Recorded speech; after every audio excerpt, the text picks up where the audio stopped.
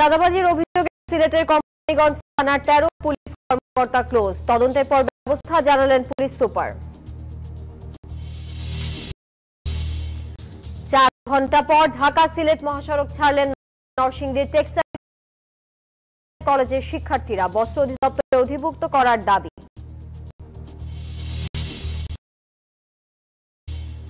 তিস্তা প্রকল্প অবিলম্বে বাস্তবায়নের দাবিতে রংপুরে বিএনপির ২ দিনের কর্মসূচি। অংশ নেবেন দলের ভারপ্রাপ্ত চেয়ারম্যান।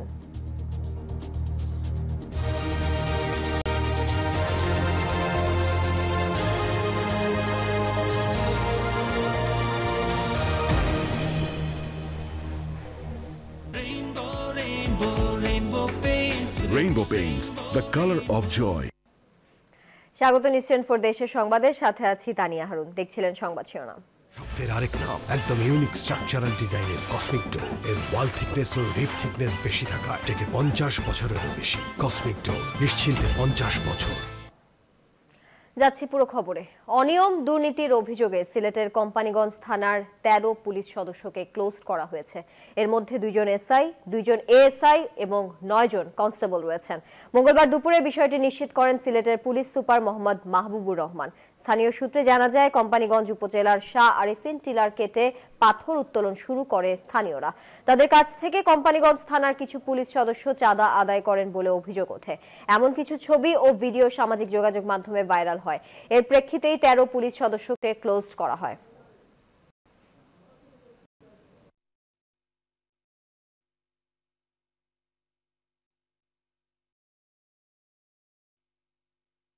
আমার ব্যাংক আরএফএল গ্যাস স্টোভ এর সায়েন্টিফিক নজল আর ব্রাশ বার্নার তাপকে সমানভাবে ছড়িয়ে খরচ বাঁচায় 25%। আরএফএল গ্যাস স্টোভ নিরাপদ ও গ্যাস সাশ্রয়ী। ৩০০ ফুড গ্রেড স্টেইনলেস স্টিলে তৈরি, যা নিশ্চিত করে জংবিহীন সিঙ্কের আজীবন নিশ্চয়তা। আরএফএল কিচেন সিঙ্ক, স্বাস্থ্যকর কিচেনের চিরস্থায়ী সমাধান। ৪ ঘন্টা পর নরসিংদী টেক্সটাইল ইঞ্জিনিয়ারিং কলেজের শিক্ষার্থীদের মহাসড়ক অবরোধ কর্মসূচি প্রত্যাহার করা হয়েছে। মঙ্গলবার দুপুর ১২টা থেকে ঢাকা সিলেট মহাসড়ক অবরোধ করেন শিক্ষার্থীরা। টেক্সটাইল ইঞ্জিনিয়ারিং কলেজকে তাঁত বোর্ড থেকে বস্ত্র অধিদপ্তরের আওতায় নেয়ার দাবি তাদের। তাদের অবরোধে মহাসড়কের প্রায় ১০ কিলোমিটার এলাকায় যানজটের সৃষ্টি হয়। পরে প্রশাসনের আশ্বাস বিকাল ৪টার দিকে তারা অবরোধ কর্মসূচি প্রত্যাহার করেন।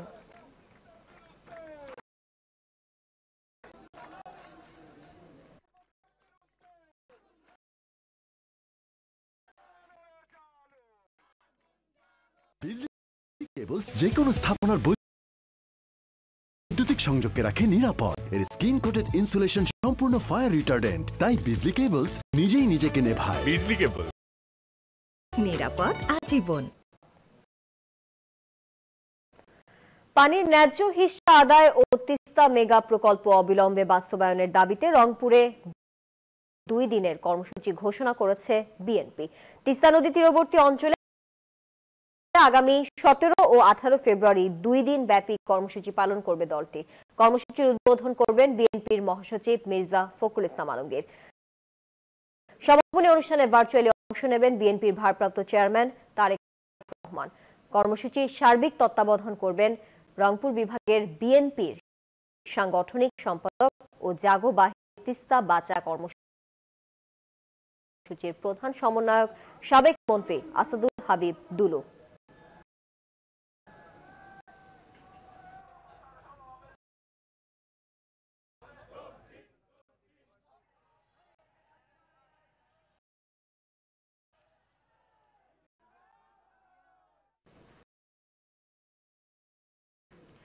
দেশ জুড়ে চলছে অপারেশন ডেভিল হান্ট। গত ৩ দিনে বিভিন্ন জেলায় এই অভিযানে ১৫০০-এরও বেশি জনকে গ্রেফতার করেছে আইন শৃঙ্খলা বাহিনী। সোমবার রাতে রাজধানীর ধানমন্ডির সোভানবাগ থেকে গ্রেফতার করা হয় সাবেক প্রতিমন্ত্রী দীপঙ্কর তালুকদারকে। ফার্মগেট এলাকা থেকে হবিগঞ্জ ২ আসনের সাবেক সংসদ সদস্য আব্দুল মজিদ খানকে গ্রেফতার করা হয়। গাজীপুরের মেট্রোপলিটন এলাকার ৮ থানায় ৬৯ জনকে আটক করেছে পুলিশ। এছাড়া জেলার ৫ থানায় ১২ জনকে আটক করেছে জেলা পুলিশ। বেশিরভাগই আওয়ামী লীগের বিভিন্ন পর্যায়ের নেতাকর্মী।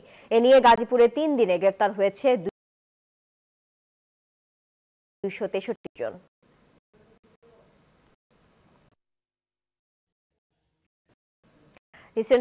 সংবাদে বিরতি নিচ্ছি, খবর নিয়ে সাথে থাকুন।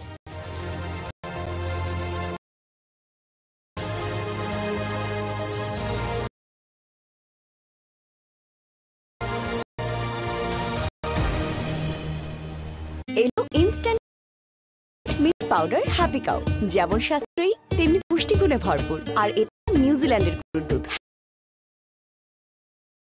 হ্যাপি কাউ, গরুর দুধের স্বাদ সবাই পাক।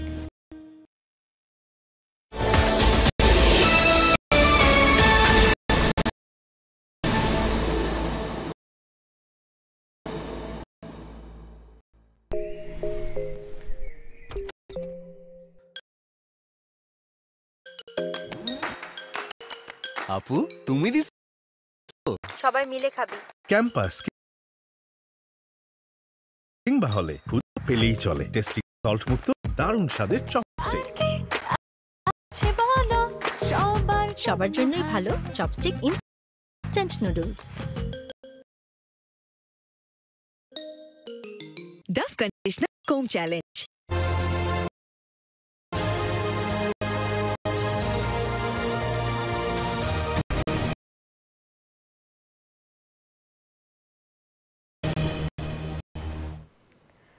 স্বাগত আরো একবার, দেখছেন দেশের সংবাদ। লালমনিরহাট সদর হাসপাতালে চিকিৎসা সেবা পেতে ভোগান্তি।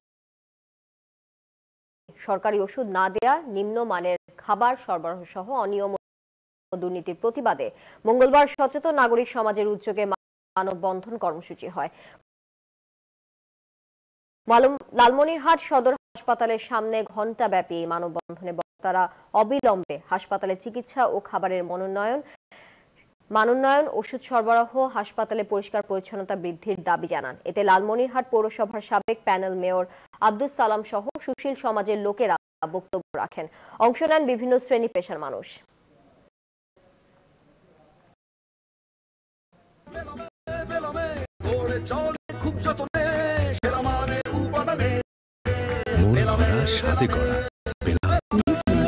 Excellence in quality. পাবনায় শেখ হাসিনাকে হত্যা চেষ্টা মামলায় মৃত্যুদণ্ডাদেশ থেকে খালাসপ্রাপ্ত ৪ বিএনপি নেতা রাজশাহী কেন্দ্রীয় কারাগার থেকে মুক্তি পেয়েছেন।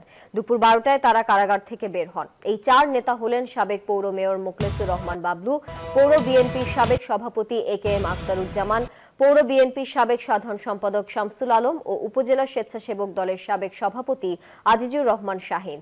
১৯৯৪ সালের ২৩ সেপ্টেম্বর ট্রেনে খুলনা থেকে সৈয়দপুর যাওয়ার পথে ঈশ্বরদী রেল স্টেশনে শেখ হাসিনার কামরায় গুলি করার অভিযোগ ওঠে তাদের বিরুদ্ধে। দীর্ঘ বিচার প্রক্রিয়া শেষে গত ৫ ফেব্রুয়ারি সব আসামিকে মৃত্যুদণ্ড থেকে খালাস দেন উচ্চ আদালত। গাড়িটা আমার প্রেজেন্ট, আমার ফিউচার, আমার হ্যাপি লাইফ। আইডিএলসি আমার ফাইন্যান্সিয়াল পার্টনার বলেই কার লোন আমার কাছে লাইফ ইনভেস্টমেন্ট। বিভিন্ন দাবিতে গাজীপুরের মাওনা কালিয়াকৈর আঞ্চলিক সড়ক অবরোধ করে বিক্ষোভ করেছেন গাজীপুরের পোশাক কারখানা শ্রমিকরা। সকাল ৯টা থেকে দুপুর পর্যন্ত মাওনা কালিয়াকৈর আঞ্চলিক সড়ক অবরোধ করে রাখে তারা। সড়কে অবস্থান নিয়ে ক্রাউন এক্সক্লুসিভ ওয়্যার লিমিটেড কারখানার কয়েক হাজার শ্রমিক বিভিন্ন দাবিতে স্লোগান দিতে থাকে। বার্ষিক ছুটির টাকা, টিফিন বিল, নাইট বিল সহ বিভিন্ন দাবিতে সড়কে আগুন দিয়ে অবরোধ করে বিক্ষোভ করতে থাকে পোশাক শ্রমিকরা। খবর পেয়ে ঘটনাস্থলে শিল্প পুলিশ পৌঁছে কারখানা কর্তৃপক্ষের সাথে কথা বলে। শ্রমিকদের দাবি মেনে নিলে প্রায় ৪.৫ ঘন্টা পর সড়ক থেকে অবরোধ তুলে নেওয়া হয়। সংবাদে আবারও বিরতি নিচ্ছে, সাথেই থাকুন।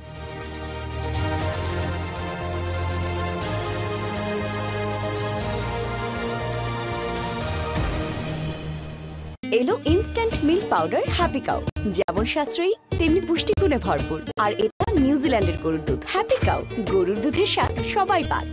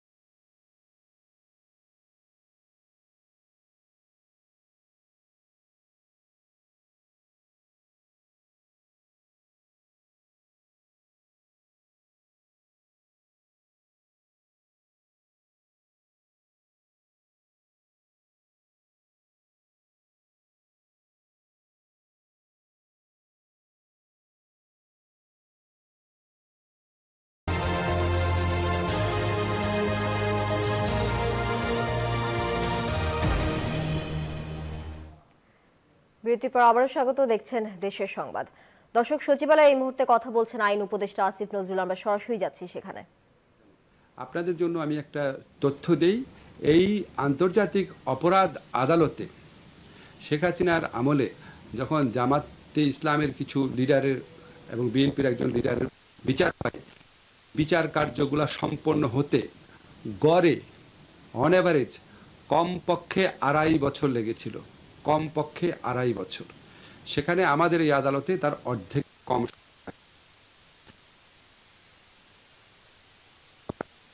প্রচণ্ড নিষ্ঠার সাথে দিনে রাতে কাজ করছেন তারা।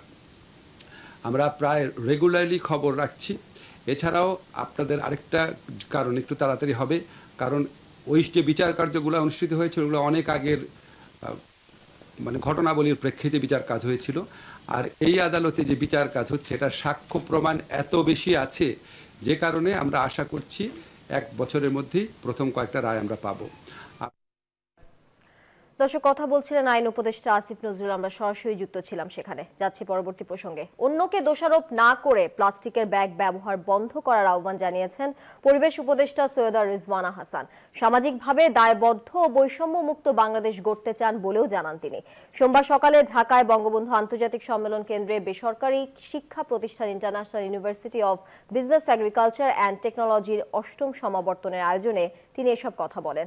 এছাড়াও জুলাই আগস্টে বুক পেতে বুলেট নেয়া ছাত্রদের সাহসিকতা ও বলিদানকে স্যালুট জানান তিনি। অর্জিত ডিগ্রির মান রাখতে শিক্ষার্থীদের প্রতি আহ্বান জানান পরিবেশ উপদেষ্টা।